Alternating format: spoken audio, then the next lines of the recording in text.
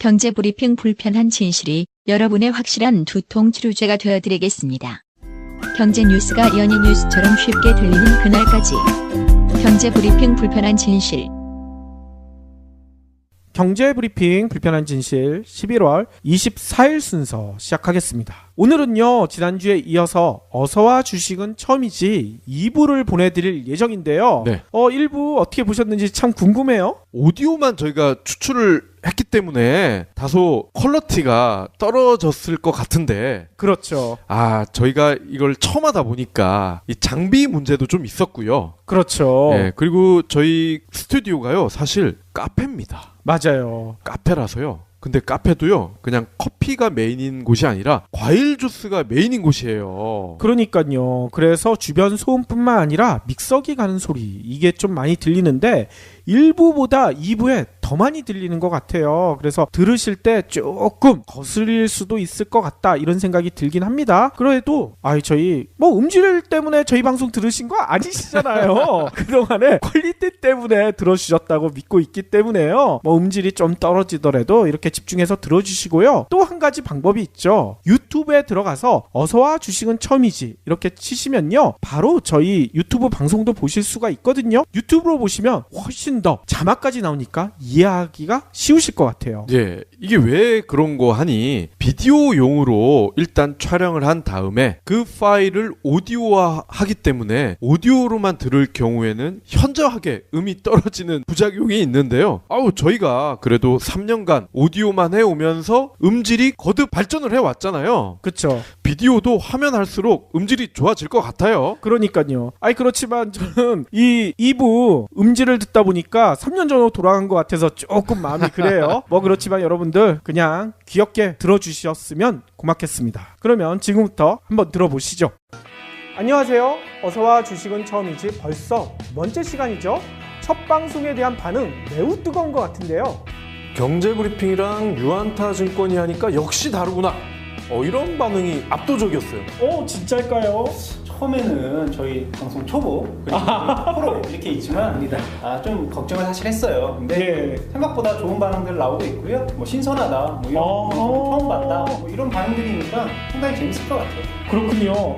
쌤은 주변의 친구들이 많은 이야기 해주셨을 것 같아요. 주변의 친구들이, 특히 부장사회단 친구들이 되게 부러워하더라고요. 왜냐면 저희가 외국인이잖아요. 또 한국에 와서 열심히 일하고 돈 벌었는데 돈이 어떻게 투자해야 되는지, 약간 돈 어떻게 사야 되는지를 그런 고민을 되게 많이 해요.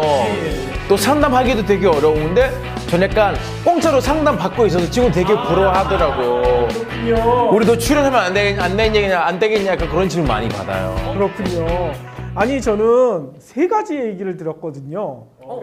일단 첫 번째는 쌤한테 나머지 세 사람이 혼나고 있는 거 아니냐, 왜 이렇게 다들 얼굴이 얼어있느냐, 이 얘기를 하더라고요. 그래도 약간 팟캐스트는 보통 이제 목소리로만 하잖아요. 그러니까요. 그래서 목소리로 하다가 또 이제 얼굴로 해야 되니까 그런 어색함이 있는 게 좀 당연하다고 생각하고. 쌤처럼 저희가 얼굴이 안 되잖아요. 이게 문제예요. 왜냐면 저희도 막 방송하다가 또 라디오 하게 되면 완전 다르거든요, 이게. 그래서 저희도 라디오 처음 했을 때 조금 어색했어요.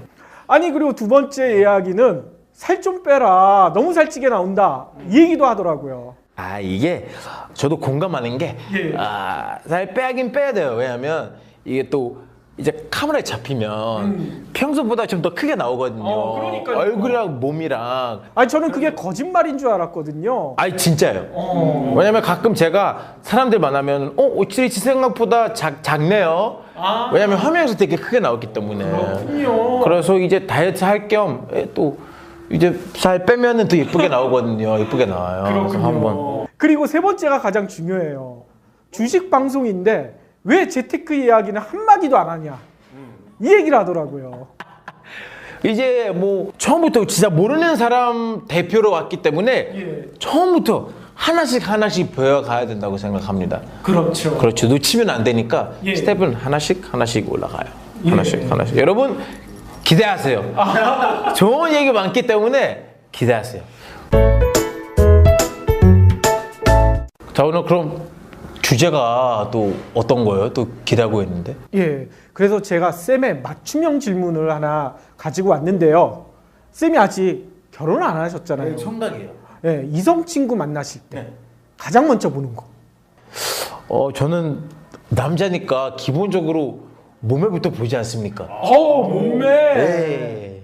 저는 마음을 본다고 하는 사람이 조금 현실적인 않다라는 생각이 들어요. 저는 분명히 마음을 봅니다. 와이프 마음을 봤습니다. 저는. 결혼을 하셨으니까. 예, 그럼요. 진짜 외모 보고 마음을 본다는 사람 처음 봤습니다.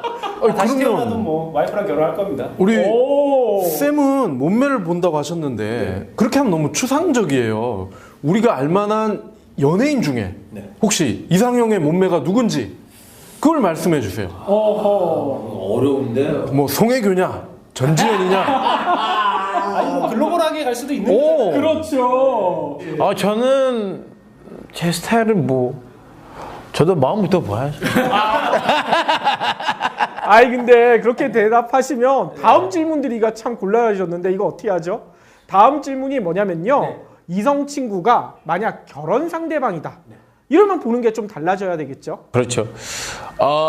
결혼 어차피 평생 상대방과 함께 살 것이라서 안 그래도 저랑 성격이 잘 맞는 사람 골라야죠. 맞아요. 평생 살 건데 뭐 성격이 가장 중요하지. 뭐 외모는 계속적으로 좀 변하지 않겠습니까? 그렇군요. 근데 가끔 성격도 바뀌어요. 그렇긴 해요. 굉장히 좋은 포인트인데요? 네. 특히 아기 낳고 나면 성격이 많이 바뀌죠. 많이 바뀌죠. 예. 그런 얘기 많이 들었습니다. 아니 그런데 뭐 성격이 바뀌는 건 차치하고 일단 왜 성격 이야기를 했느냐? 주식도 마찬가지라고 합니다. 주식도 외모만 보고 투자했다가 어떻게 되겠습니까? 쪽박을 찰 수가 있다는 거예요. 주식의 성격이 자신과 맞느냐 안 맞느냐 이거를 먼저 파악해야 된다는 거죠. 와, 저는 진짜 주식을 생각하면서 주식의 성격까지 봐야 될 줄 몰랐거든요. 그게 그렇습니다. 금융기관에 투자자 여러분들이 찾아오시면 제일 먼저 금융기관에서는 투자자의 정보를 확인하고 그 투자자의 니즈를 확인하게 됩니다. 투자자 정보를 확인해서 이 투자자에게 뭐가 적합한 투자 대상인지를 알고 권유를 해야 되기 때문이죠. 왜냐하면 나는 정말 안전 투자만 하고 싶고 원금 손실이 싫어. 그런 사람에게 고위험 상품을 권유했을 때는 맞지 않는 부분이거든요. 그렇기 때문에 투자자의 정보를 가장 최우선적으로 확인을 해야 되는 거고 투자자 여러분들도 내 투자 성격이 어떻다라는 거에 대해서 명확히 아셔야지만 내가 올바른 투자를 하는데 가장 중요한 키포인트가 될 수 있습니다. 제가 궁금한 게 있는데 그 코위험 있잖아요. 네네. 코위험 투자하는 사람들은 보통 어떤 사람들이에요? 뭐 생각보다 그냥 일반적인 사람들이에요. 다만 고위험 투자하는 사람들은 뭔가 돈도 많을 것 같고 뭔가 베팅을 하는 듯한 그런 느낌을 줄 것 같지만 고위험 투자하는 사람들이 생각 외로 지식 수준이 상당히 높은 사람들이 많습니다. 좀 의외예요. 그렇군요. 아는 만큼 보인다라는 얘기처럼 의외로 고수익 고위험 상품을 투자하시는 분들이 생각보다는 되게 지식 수준 높으신 교수님들이나 의사분들 뭐 이런 직종에 계신 분들이 많아요. 근데 문제는 대부분의 고객들이 투자 성향 나 이런 거 됐고 오를 만한 종목 찍어주세요. 그렇죠. 이런다는 거죠. 맞아요. 그런 부분이 저희 이제 금융기관에 종사하시는 직원분들의 그 애로사항이기도 한데요. 나는 안전하면서 투자 수익률 높은 거 그거면 돼. 그냥 얘기해줘 라고 얘기하지만 직원 입장에서는 아무거나 이렇게 투자 권유를 하면 안 되거든요. 그렇죠. 그래서 저희가 오늘 방송을 준비하지 않았겠습니까? 유한타증권의 이런 고충 조금이라도 저희가 덜어드리고 싶은 그런 마음 너무나 고맙지 않습니까? 근데 제가 궁금한 게 물론 지금까지 이제 얘기하면서 투자 성격을 알아야 된다고 그렇게 말씀하셨잖아요. 근데 과연 그런 투자의 성향을 어떻게 파악해야 되는 거예요? 어디서 파악해야 되느냐? 그렇지, 이제 알아야 된다고 하는데 이제 어떻게 파악해야 되는 거예요? 포털이나 저희가 지금 함께 하고 있는 유한타증권 홈페이지 거기 들어가면 보시는 거예요? 일반적인 위험 선호 수준에 따라서요 5단계로 구분이 됩니다. 5단계? 예. 안정형, 안정 추구형, 그리고 위험 중립형, 적극 투자형, 공격 투자형. 갈수록 단어가 좀 세지죠? 아, 이름 좀 무서운데요? 그러니까요. 일단 이게 어떻게 나눠지는지 직접 해보면서 보시면서 한번 이야기를 나눠볼게요. 오. 예. 뭐 로그인부터 해야 되니까 네. 로그인을 먼저 해보겠습니다. 요즘은 뭐 비밀번호 안 누르고 그냥 지문으로 신기하죠. 같은 손톱 있으면 되는 건가요? 그렇죠. 잘라서 뭐. 지금 보시면은 저희 같은 경우는 지금 제가 미리 한번 해봤어요. 해봤는데 공격 투자형이 나오더라고요. 어떻게 해서 공격 투자형이 나왔는지 한번 보도록 하겠습니다. 공격 투자는 투자를 공격하는 거예요? 공격적으로 좀. 그래서 보게 되면 투자 목적이 무엇인지를 이제 설명하는 부분이 있어요. 저 같은 경우는 뭐 적극적 매매를 통한 수익 실현을 목적으로 한다라고 이제 두 번째로 해놨는데 안정형에 가까우신 분들은 기존 보유 자산에 대한 위험 해지 목적 아니면 채권이자 주식 배당 등의 수익 실현 목적 이 정도가 이제 될 수가 있을 거고요. 또 여기서 묻는 게 또 월소득 현황입니다. 월소득 현황이 이제 범주별로 이렇게 나와 있는데 보통 40대 전후에서 직장인들이 받는 월급 기준으로 했을 때 300에서 600 사이 이렇게 봤을 때가 이제 세 번째가 되는 거고요. 이거는 뭐 자유롭게 자기 소득에 관련된 부분을 체크해 주시면 될 것 같아요. 그래서 세 번째 보면은 전체 재산 중에서 금융자산이 어느 정도 비중을 차지하느냐라고 나오는 부분이 있어요. 뭐 부동산도 있고 그리고 뭐 자동차, 땅, 뭐 다양한 종류의 자산이 있잖아요. 그중에 금융자산이 어느 정도 비중을 차지하느냐. 예. 그리고 다음 번이 고객님의 금융투자 상품에 대한 지적 수준을 나타내는 게 있어요. 나는 어느 정도 알고 있느냐. 이건 본인한테 투자자에게 직접 묻는 내용입니다. 보시면은 뭐 널리 알려진 금융투자 상품, 뭐 주식, 채권, 펀드 등에 대해서 구조 및 위험을 거의 이해하지 못함, 일정 부분 이해함, 깊이 있게 이해함, 그리고 저 같은 경우는 아무래도 이제 전문적 지식을 좀 갖추다 보니까 파생 상품이죠. 상당히 위험한 선물 옵션 같은 파생 상품을 포함한 대부분의 금융투자 상품의 구조 및 위험을 이해하고 있음 이렇게 해서 여기 선택했어요. 아마 제가 공격 투자형이 나오는데 결정적인 요인은 이 4번에서 맨 마지막에 대한 그 지식 수준 및 이해도가 가장 큰 영향을 미쳤던 것 같고요. 그리고 다섯 번째로 투자 경험입니다. 과거에 내가 어떤 상품을 투자를 해봤는지, 은행에 예적금만 해봤는지, 아니면 주식형 펀드를 해봤는지, 뭐 주식 혼합형 펀드, 뭐 채권형 펀드 이런 펀드 종류가 또 있거든요. 이런 것을 내가 어떤 경험을 했는지를 물어보는 거예요. 그래서 저 같은 경우는 뭐 주식 거래도 신용 거래도 해보고 ELW 그리고 뭐 주식 뭐 이렇게 다양한 걸 해봤기 때문에 4번, 5번에서 저는 높은 점수를 기록하게 되는 거죠. 그렇기 때문에 저는 공격 투자형에 가깝게 나오는 거고요. 반대로 이제 또 투자 경험이 좀 부족한 부분이 있을 수가 있어요. 그럴 경우에는 뭐 경험이 없음 아니면 여기 나오는 국채, 통한채, 지방채 뭐 여러 가지가 있는데 이게 거의 이제 은행에서 다루는 그런 금융채 관련된 거라고 보시면 될 것 같아요.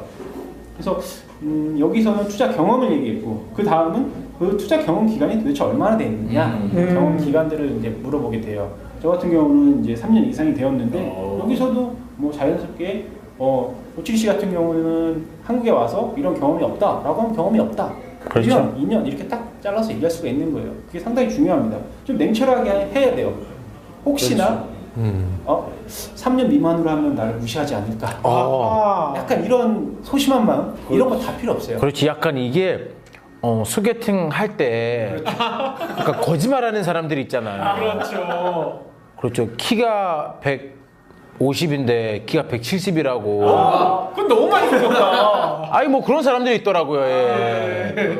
아니 근데 보통 이제 처음 만났을 때 약간 본인의 약간 자신의 원래 그대로 사람들한테 보여주진 않잖아요. 맞아요. 거짓말도 많이 하고 약간 많이 숨기긴 한데. 그렇죠. 근데 처음부터 좀 제대로 보여주면 좋겠다는 그런 생각도 들었고. 이거는 누구한테 보여주는 게 아니라 내 자산을 지키고 내 자산을 불려나가는 과정 중에 꼭 필요한 과정이에요. 그렇기 때문에 솔직하게 적어주셔야 되고요.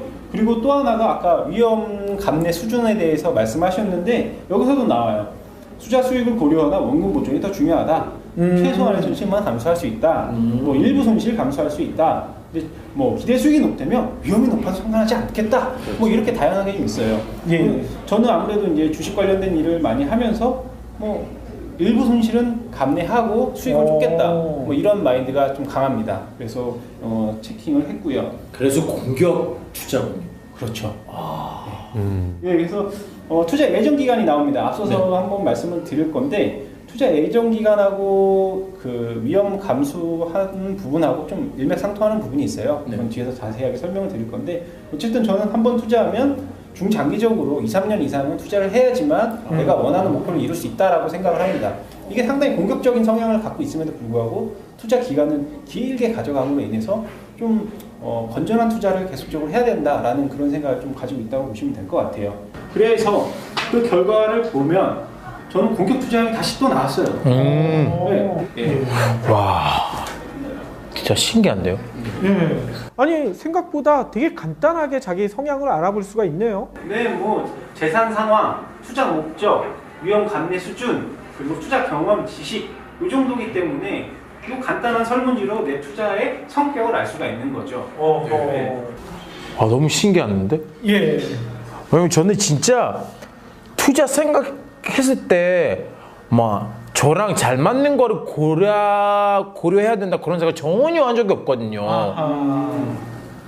어떤 투자를 하고자 뭐 생각했던 게 있었나요? 아, 저는 예전에 이렇게 은행 가면은 뭐 그런 펀드들 있잖아요.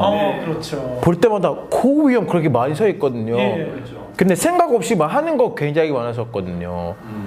아무래도 고위험이라고 쓰여 있는 투자 상품을 보신다면 평소보다 더 세밀하게 읽어보셔야 되고 더 전문적인 상담을 받으셔야 되고 해야지만 내 자산을 지킬 수 있는 올바른 길이 되겠죠. 그냥 수익만 보고서 고수익이야. 좋아. 이거 투자해. 그렇죠. 이거는 정말 아마추어도 아니고 아마추어라고 하기에는 내 자산의 손실 위험이 상당히 커진다. 이렇게 보시면 되는 것 같아요. 그렇죠. 그런 아마추어 같은 사람들이 고스톱 칠 때 많이 나타나잖아요. 못 먹어도 고. 그거 못 먹어도 그러니까. 두드리는 사람들이 있잖아요. 그런 식으로 구분하는 거죠. 맞아요. 어떻게 보면 그렇게 볼 수가 있는 거죠. 안정형은 3점만 나도 스톱. 그렇죠. 저같이 이제 공격적인 사람은 못 먹어도 고. 기본이 쓰리고야. 저는 스탑. 3% 아웃도 스탑. 안전하게. 그렇죠. 이런 부분이 좀 투자자의 성향이다, 성격이다 보시면 될 것 같습니다. 예. 아니 근데 못 먹어도 고 같은 우리 속담도 아시는 것 같아요. 진짜 한국 사람 다 된 것 같은데요? 아유, 저는 여기 8년 넘게 살았거든요. 이제 어떻게 보면 제가 가나보다 한국어를 더 편한 것 같습니다. 아니 근데 옷은 가나 전통 의상을 입으셨어요. 아, 그러면 또 가난 사람한테 그렇게 입고 가야죠. 한복 입고 갈 수 없기 때문에.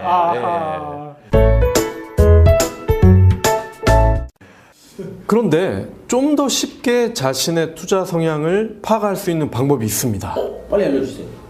쌤이 주식에 1,000만 원을 투자했는데 200만 원의 손해를 봤다. 한번 상상을 해보세요. 잠을 못 자지 않을까요? 미쳐버리죠. 미쳐버려요. 아니 200만 원이면은 가나 왕복 티켓 값이거든요. 네. 그래요? 왕복 티켓 값이 그러면 미쳐버릴 거예요. 쌤은 안정 추구형이 확실해요. 확실하게. 잃어버린 원금 때문에 잠을 제대로 못 자기 때문에 안정형이 확실합니다. 뭐 근데 그것만을 가지고 평가할 수는 없고요. 앞서서 했던 것처럼 다양한 항목들이 있고 하지만 그건 분명히 한 건 있어요. 내가 생각하는 내 투자 성향 성격이랑 실제로 조사했을 때 나오는 성향 성격이 다를 때가 많아요. 왜냐하면 사람은 수익에 있어서는 수익도 얻고 싶어. 하지만 나는 내 돈 손실하면 안 돼. 이런 성향을 다 갖고 있기 때문에 실제 내가 생각하는 거하고 좀 많이 다릅니다. 그래서 저 같은 사람들이 이제 고위험하면 안 되는 건가요? 꼭 그렇지는 않아요. 내 성향이 저위험 저수익이다 라고 해도 고위험 고수익 상품에 투자는 가능해요. 다만 내 성향이 저위험 저수익이니 보다 더 신중하고 그리고 보다 더 전문가의 조언을 받아서 투자하고 설명서를 더 꼼꼼하게 읽어봐라 라고 하는 어떻게 보면은 뭐 경고, 유의사항 정도가 되겠죠. 투자 결정은 본인 스스로가 내리는 거예요. 하지만 투자의 결정에 따른 책임도 본인 스스로가 오는 거기 때문에 꼼꼼하게 그리고 내 성향 대비해서 이거는 고위험이다. 나보다 더 위험이 많다라고 하는 걸 알고서 시작해라. 그냥 이런 생각으로 하시면 투자는 가능합니다. 이 주식 같은 경우도 그냥 우리가 봤을 때는 뭐 이게 안전한 상품인지 위험한 상품인지 잘 모를 수도 있어요. 네. 하지만 이 위험을 나타내는 거는 변동폭이라 그래요. 주식처럼 위아래로 막 가격이 움직이는 그런 변동성 있는 투자 대상은 위험 상품. 그래서 주식은 적극 투자형이나 공격 투자형이 적합한 그런 투자 상품이고 고위험 상품이에요. 반대로 은행 예금이나 적금은 원금 손실 위험이 없다라고 하면 안정형이라든지 안정 추구형이 적합한 상품이 되는 거고요. 예, 그렇습니다. 재밌다. 아니 저는 약간 설문조사처럼 이제 하는 게 너무 신기해요. 그래요? 그럼요. 그렇지. 이게 그렇게 해야 내가 뭐 중앙형인지 뭐 안전 추구형인지 알아야만 약간 그런 속도를 맞춰서 가는 게 더 좋구나. 그렇죠. 더 중요한 성격 따져볼 게 또 있다고 합니다. 또 하나 있어요? 또? 그럼요. 투자자 본인의 성격이 맞더라도요. 투자 자금의 성격과 맞지 않으면 이거 큰 손해를 볼 수가 있거든요. 그렇기 때문에 자신의 투자 자금 이거에 대한 성격 파악도 필요해요. 아니 이게 또 투자 그것도 이제 파악해야 되는 건가요? 그럼요. 자신의 성격이 고수익 고위험이라도요. 네. 투자 자금이 그게 맞지 않으면 이거 잘못하다간 쪽박 찰 수가 있거든요. 그럼 잘못하면 이제 거의 길을 나앉을 수 있는 거예요. 그렇죠. 그래서 자금의 성격 파악이 중요한데요. 이거 어떻게 해야 하는지 좀 궁금하시죠? 많이 궁금합니다. 예, 3가지를 보면 됩니다. 3가지. 세 가지 진짜 좋아하시는데. 그렇죠. 뭘 봐야 되냐면 네. 투자 자금의 예정 기간, 네. 그리고 종류, 네. 그리고 규모. 규모. 이렇게 3가지예요. 우선 거꾸로 살펴볼게요. 네. 자금의 규모. 네. 이게 클수록 유리할까요? 아니면 작을수록 유리할까요? 작을수록 유리하겠죠. 왜요? 아니 짧은 시간에 내가 투자한 만큼 이제 돈 벌 수 있지 않습니까? 그렇죠. 보통 그렇게 생각할 수도 있는데요. 주식 투자는요. 규모가 클수록 유리하다고 합니다. 예? 이 이유는요. 나중에 저희가 주식 실제로 거래할 때 네. 자세히 알려드릴 거고요. 보통 요걸 생각하시면 돼요. 주식 뉴스를 보면 큰손이라는 얘기 많이 나오죠. 네. 큰손이 주식시장을 좌지우지한다. 그 이유가 여기 담겨져 있는 거예요. 큰손이란 게 주식 규모가 크다는 얘기거든요. 그렇기 때문에 일반인들도 이 큰손을 따라가려고 하는 분들이 의외로 많아요. 이런 분들이 어떤 방법을 쓰느냐. 자신의 자금이 부족하니까요. 네. 외상 있죠. 외상이란 좋은 제도를 이용합니다. 근데 이거를 주식에서는요. 미수 거래라고 해요. 이 미수 거래를 이용해 가지고 주식 투자를 하게 되는데 이게 어떻게 되느냐? 뱁새가 황새 쫓아가다가 가랭이 찢어진다. 이런 얘기 들어보셨어요? 아니, 가랭이 찢어지면 아플 텐데. 그렇죠. 이게 우리나라 속담이라서 아마 모르시는 것 잘 같은데요. 모르는데 그래도 상상이 가요. 예, 느낌 알죠? 그래도 상상이 가요. 진짜 아플 것 같은데요. 예, 맞습니다. 이 금전적인 타격은 누구에게나 가장 충격적이고 겪기 싫은 그런 경험이겠죠. 그렇지만 이렇게 한번 비유를 한번 해보겠습니다. 10억을 가진 사람이 10% 수익이 나면 얼마일까요? 1,000만 원. 10%? 10억인데? 1,000원이겠죠. 1억이죠. 1억이죠. 1억 맞아요. 10억이니까 10%니까 1억이에요. 반면에 100만 원 가진 사람이 10% 수익 나면 얼마죠? 10만 원. 10만 원. 예, 10만 원이에요. 그러면은 이 똑같은 투자를 해서 똑같이 수익률이 10%인데 네. 누구는 1억이고 누구는 10만 원이에요. 그럼 과연 10만 원을 수익 낸 사람은 만족을 할까요? 아니거든요. 그렇기 때문에 작은 규모가 작은 사람은 오히려 더 무리할 수가 있는 경우가 생겨버리고요. 상대적으로 그렇죠. 작은 규모가 큰 사람들은 중장기 투자를 해서 1년 안에 1억이 생겼다. 이만큼만 해도 뭐 만족할 수 있는 규모가 되는 거죠. 그렇죠. 그렇기 때문에 또 작은 규모가 큰 사람이 조금 더 위험 감수 능력이나 여러 가지 측면에서 조금 더 유리하지 않겠나 그렇게 생각이 됩니다. 그러니까 진짜 주식 투자할 때는 조심해야 될 것 같아요. 그리고요, 또 중요한 게 있습니다. 아까 두 번째 얘기한 거 있죠? 자금의 종류. 네. 투자 자금이 여유 자금인지 아니면 급하게 써야 할 돈인지 이거를 구분하고 주식 투자를 결정해야 된다는 거죠. 앞서 언급했던 것처럼 이게 몇 달 뒤에 전세금으로 줘야 될 돈 그냥 주식에 다 몰빵했다가 이게 박살이 나면 어떻게 되겠습니까? 그래서 이제 여유 자금이 어떻게 보면 가장 안전하고 투자하는 게 좋지요. 그렇죠. 그리고요, 가장 중요한 마지막 세 번째가 가장 중요할 거 아닙니까? 세 번째, 기간을 생각하셔야 된다는 거예요. 그렇죠.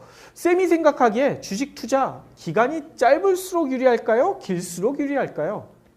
아니 근데 빨리 넣고 빼려면 이제 작은 시간이 괜찮겠는데 아까 안 된다고 하니까 더 긴 시간 주지 않을까요? 그렇죠. 길수록 유리하다고 해요. 진짜 주식 초보 딱지 금방 떼실 것 같아요. 쌤의 이야기처럼 주식 투자는 길게 해야 되는데 길게 한다는 투자를 이루는 말이 있어요. 가치 투자. 기업의 내재 가치를 보고 투자하자. 이런 얘기거든요. 무슨 얘기예요? 기업이 가지고 있는 실질적인 성장 가능성, 미래 가치를 보고 투자하자. 이런 얘기예요. 그래서요, 이런 내재 가치를 상관하지 않고 무조건 대박 내겠다. 이랬다가는 큰 난리가 날 수가 있잖아요. 그거를 경계하는 재미난 표현이 하나 있어요. 무슨 표현이에요? 오마의 현인으로 불리시는 분 혹시 알고 계세요? 오마이 현? 오마의 현인. 오마이 현? 예, 똑똑한 사람. 아저씨. 그렇죠. 버페트? 맞아요. 워렌 버핏.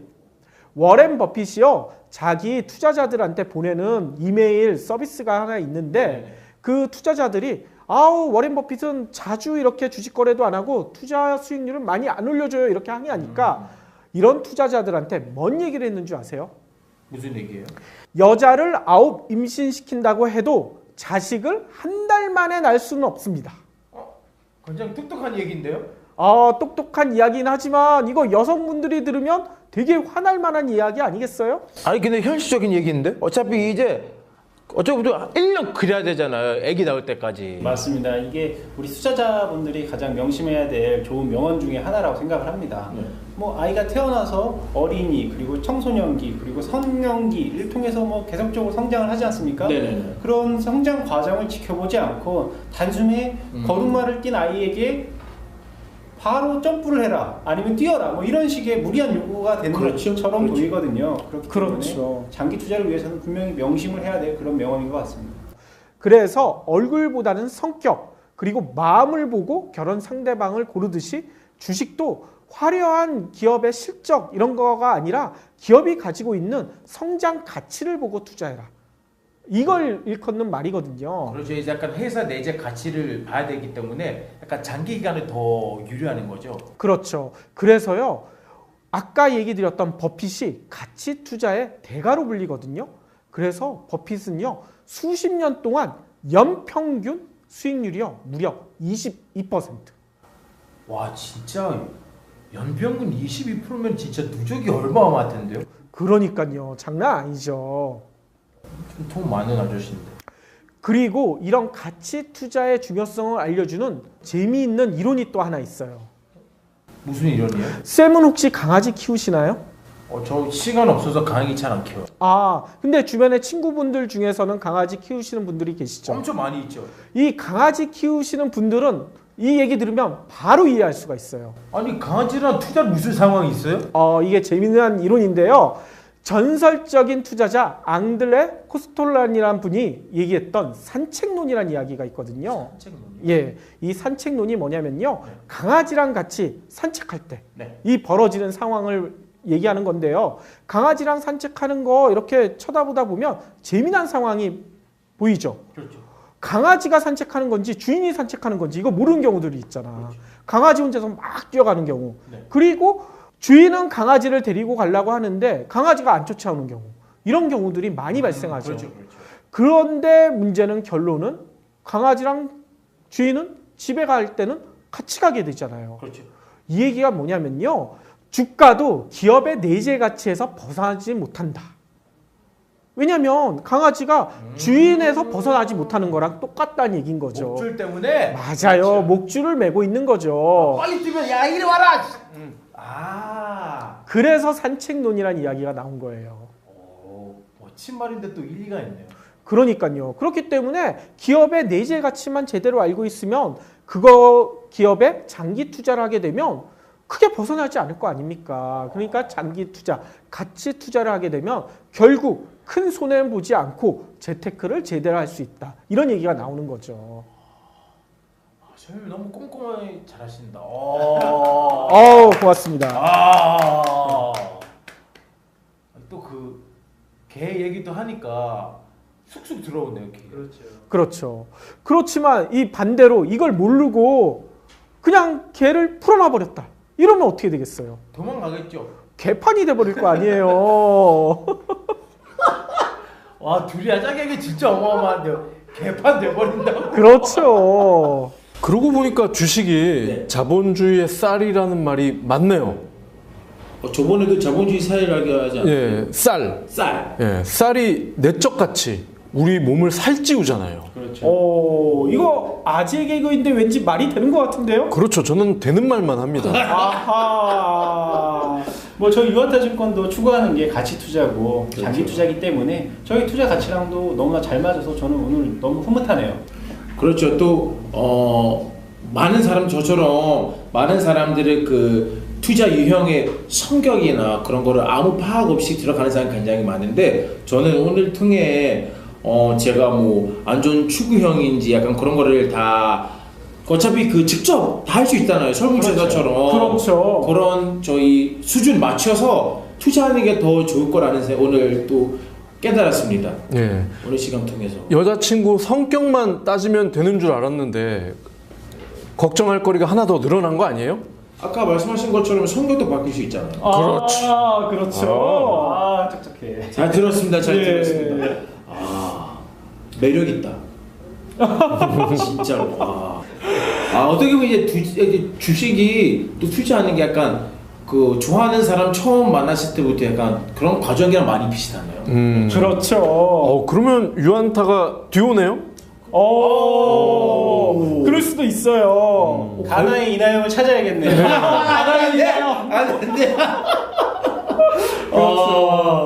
오늘도 차별화된 주식방송 어떻게 보셨나요? 겨우 이 정도 가지고 놀라시면 안 되겠죠? 앞으로도 더욱 놀랄만한 방송으로 여러분들을 찾아뵙도록 하겠습니다. 그러려면 여러분들이 많은 시청과 응원해 주셔야 되겠죠? 그렇죠. SNS에서 좋아요 팍팍 눌러주셔야 되겠죠. 거기다가 댓글도 많이 남겨주시고요. 그럼 어서와 주식은 처음이지. 다음 시간에 만나요. 다음에는 만나요. 서와 주식 처음이지. 수고. 경제브리핑 불편한 진실 완수해 주셔서 감사합니다. 하트 투척, 댓글 남기기, 계좌 후원 등 다양한 방법으로 힘을 보태주세요. 계좌 정보는 경제브리핑 팟빵 공지 코너에 있습니다. 여러분의 응원, 콘텐츠로 보답하겠습니다. 자 오늘 그럼 주제가 또 어떤 거예요? 또 기대하고 있는데. 예, 그래서 제가 쌤의 맞춤형 질문을 하나 가지고 왔는데요. 쌤이 아직 결혼을 안 하셨잖아요. 청각이에요. 예, 이성 친구 만나실 때 네. 가장 먼저 보는 거.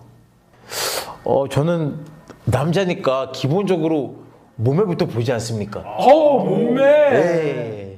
저는 마음을 본다고 하는 사람이 조금 현실적인 않다라는 생각이 들어요. 저는 분명히 마음을 봅니다. 와이프 마음을 봤습니다. 저는. 결혼을 하셨으니까. 예, 그럼요. 진짜 외모 보고 마음을 본다는 사람 처음 봤습니다. 다시 태어나도 뭐 와이프랑 결혼할 겁니다. 우리 오. 쌤은 몸매를 본다고 하셨는데 그렇게 하면 너무 추상적이에요.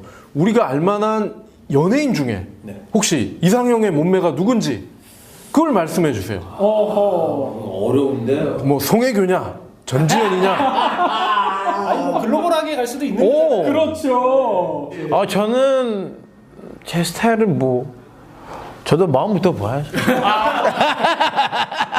근데 그렇게 대답하시면 다음 질문 드리기가 참 곤란하셨는데 이거 어떻게 하죠? 다음 질문이 뭐냐면요. 이성 친구가 만약 결혼 상대방이다. 이러면 보는 게 좀 달라져야 되겠죠? 그렇죠. 결혼 어차피 평생 상대방과 함께 살 것이라서 안 그래도 저랑 성격이 잘 맞는 사람 골라야죠. 맞아요. 평생 살 건데 뭐 성격이 가장 중요하지 뭐 외모는 계속적으로 좀 변하지 않겠습니까? 그렇군요. 근데 가끔 성격도 바뀌어요.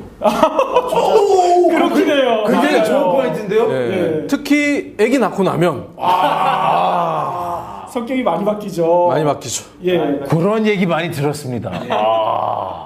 아니 그런데 뭐 성격이 바뀌는 건 차치하고 일단 왜 성격 이야기를 했느냐? 주식도 마찬가지라고 합니다. 주식도 외모만 보고 투자했다가 어떻게 되겠습니까?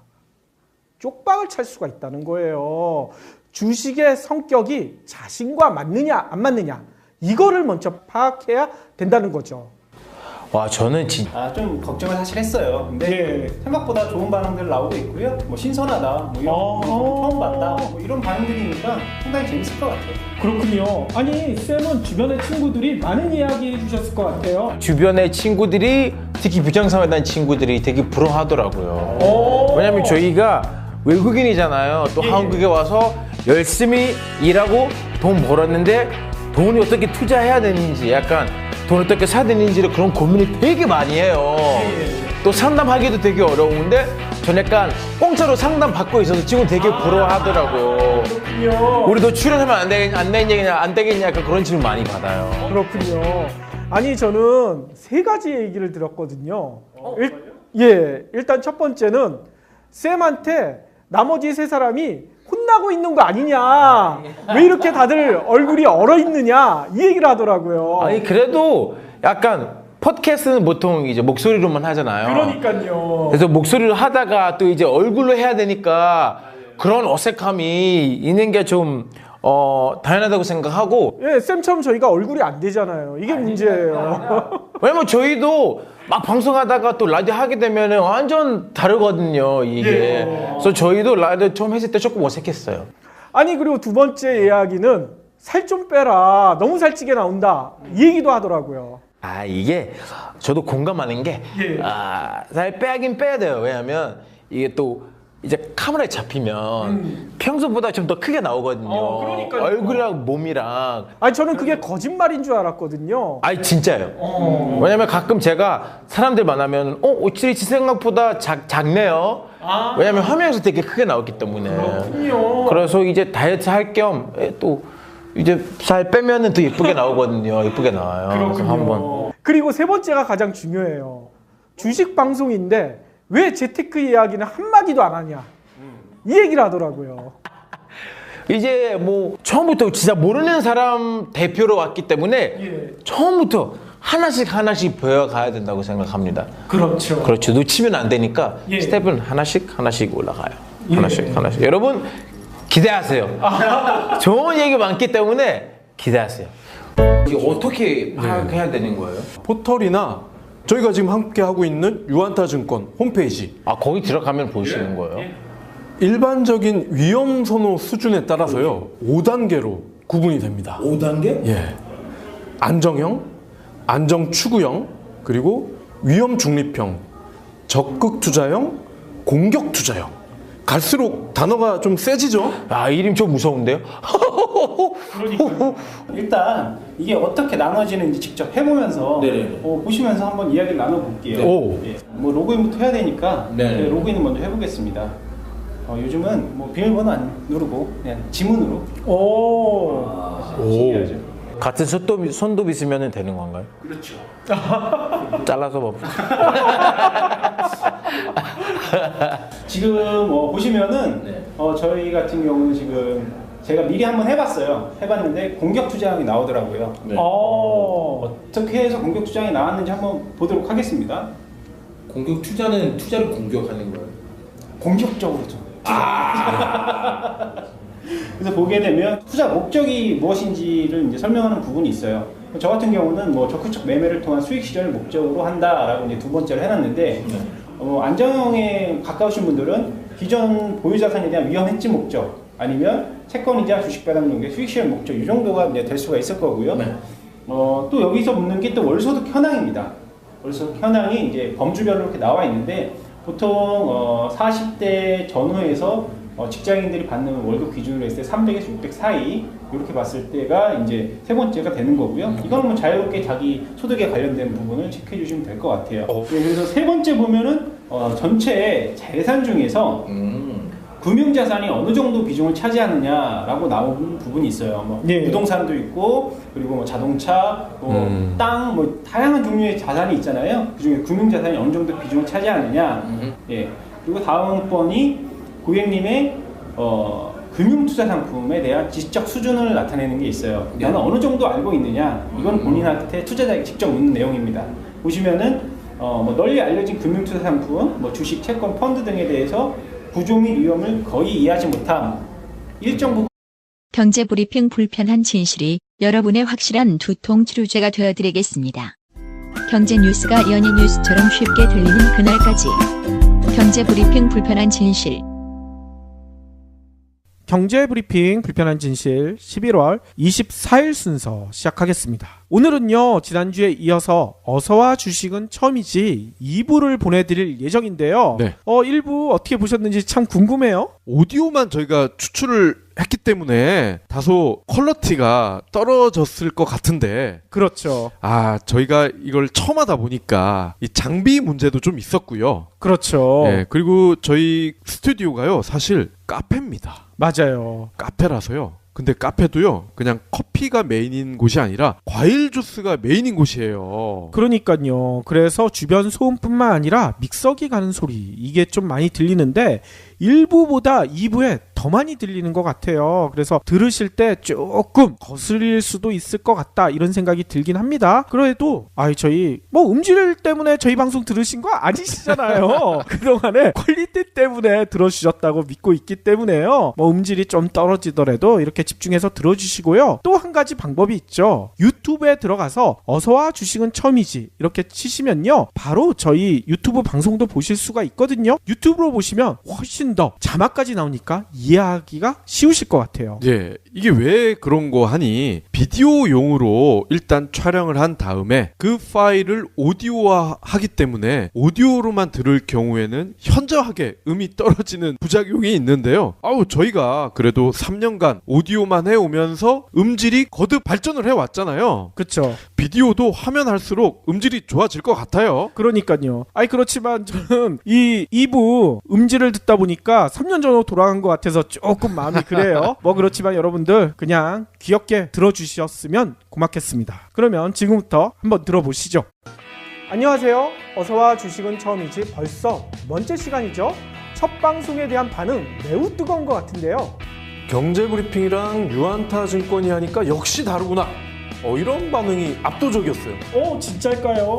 처음에는 저희 방송 초보, 그리고 프로 이렇게 있지만 진짜 주식을 생각하면서 주식의 성격까지 봐야 될 줄 몰랐거든요.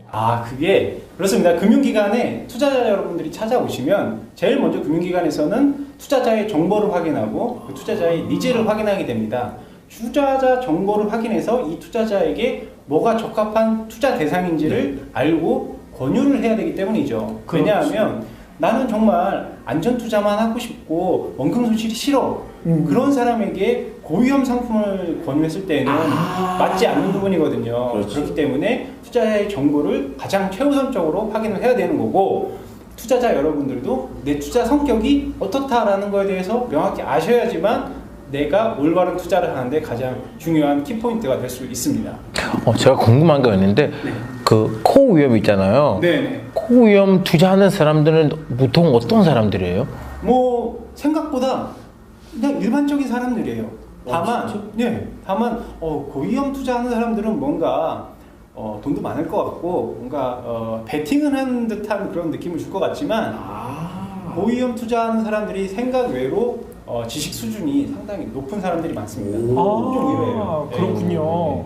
아는 만큼 보인다라는 얘기처럼 의외로 고수익 고위험 상품을 투자하시는 분들이 생각보다는 되게 지식 수준 높으신 교수님들이나 의사분들 뭐 이런 직종에 계신 분들이 많아요. 근데 문제는 대부분의 고객들이 투자 성향 나 이런 거 됐고 오를 만한 종목 찍어주세요. 그렇죠. 이런다는 거죠. 맞아요. 그런 부분이 저희 이제 금융기관에 종사하시는 직원분들의 그 애로사항이기도 한데요. 나는 안전하면서 투자 수익률 높은 거 그거면 돼. 그냥 얘기해줘 라고 얘기하지만 직원 입장에서는 아무거나 이렇게 투자 권유를 하면 안 되거든요. 그렇죠. 그래서 저희가 오늘 방송을 준비하지 않았겠습니까? 유한타증권의 이런 고충 조금이라도 저희가 덜어드리고 싶은 그런 마음 너무나 고맙지 않습니까? 아니 근데 제가 궁금한 게 물론 지금까지 이제 얘기하면서 투자 성격을 알아야 된다고 그렇게 말씀하셨잖아요. 근데 과연 그런 투자의 성향을 어떻게 파악해야 되는 거예요? 어디서 파악해야 되느냐? 그렇지 이제 알아야 된다고 하는데